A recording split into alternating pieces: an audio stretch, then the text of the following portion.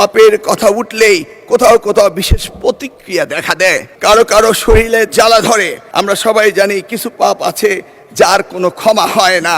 আমি সংক্ষেপে একটা কথা বলতে চাই, আজকের দিনে কিছু কিছু পাপের কথা উঠলেই কোথাও কোথাও বিশেষ প্রতিক্রিয়া দেখা দেয়। আমরা দেখেছি কারো কারো শরীরে জ্বালা ধরে, কিন্তু কেউ কেউ শুনতে না চাইলো। আমরা কি পাপের কথা ভুলে যাব? চাইলে কি সব ভুলে যায়? মিস্টার স্পিকার, আমরা সবাই জানি কিছু পাপ আছে যার কোনো ক্ষমা হয় না, যদিও না ক্ষতিগ্রস্তরা সেই ক্ষমা না করে দেন যেটা আমাদের পবিত্র কোরআন শরীফে রয়েছে।